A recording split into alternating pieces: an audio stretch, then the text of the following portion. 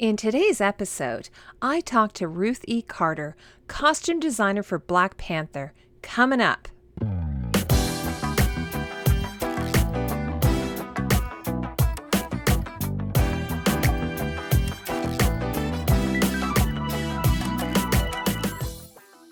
Welcome back to another episode of Costume Co. If this is your first time here, I do almost weekly videos analyzing many of your favorite television shows and movies from a costume perspective.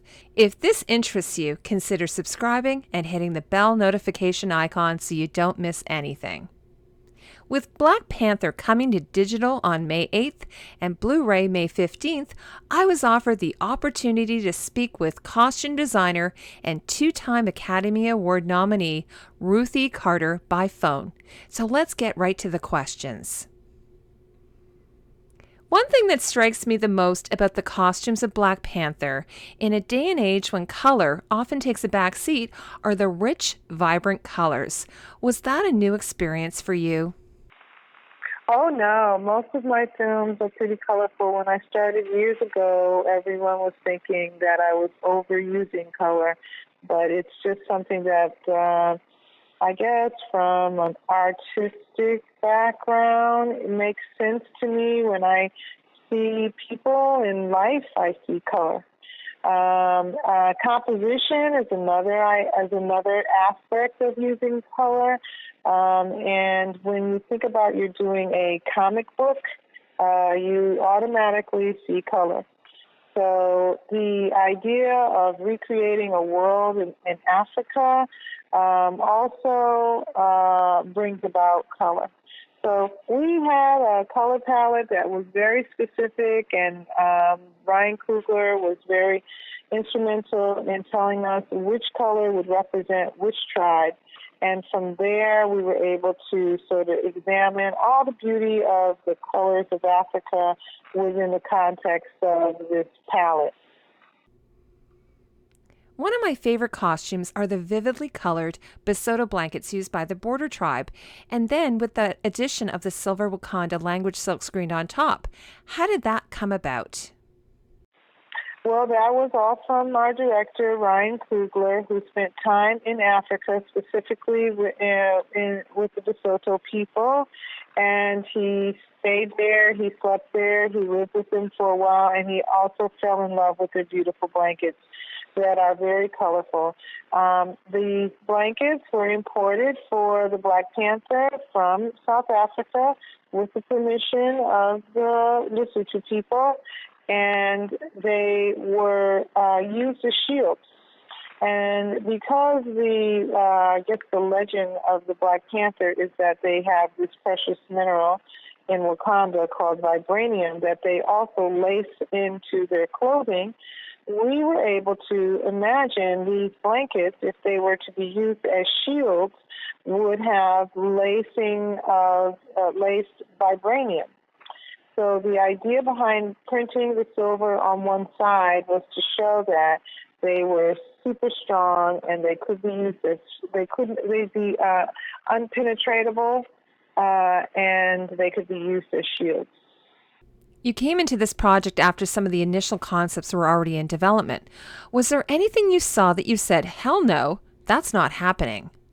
Well, that's not my style. I'm more of a collaborator. Sure. There were designs in place that also needed to be developed by manufacturing them.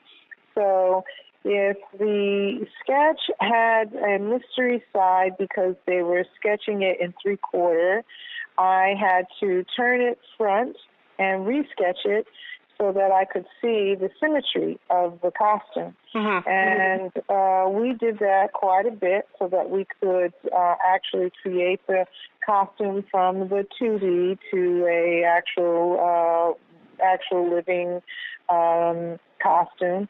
And also, sometimes when you're painting, you can just draw a line. And the line in the wearable world is not a line at all. It's actually maybe a strap, or it is a print, or it has a dimension. So the process of costume design does not end with the sketch. It just starts with the sketch, and the sketch is then developed. And so for me, developing the sketch was my oh hell no, I can't see that side. Oh hell no, that line does not say what it is. Let me define it, and they allowed me to do that. So how did you assemble your team, and where did you set up your shop?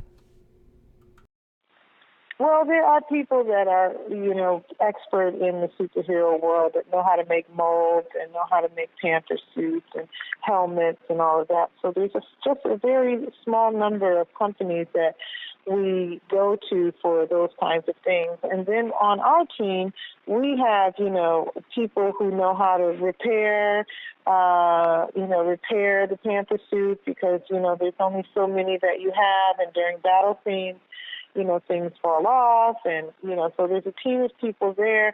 There's a set team, there's a creation team, there's assistant designers, and so in all, I probably had 50 people working simultaneously on different aspects, whether they were assisting or they were right on the front line during shooting. Queen Ramonda's 3D printed mantle reminds me of an Elizabethan collar. Was that intentional? Yes, well, I think we're all inspired by what we know. And for Queen Ramonda, I really wanted her to feel like the queen. I wanted everyone to recognize her right away.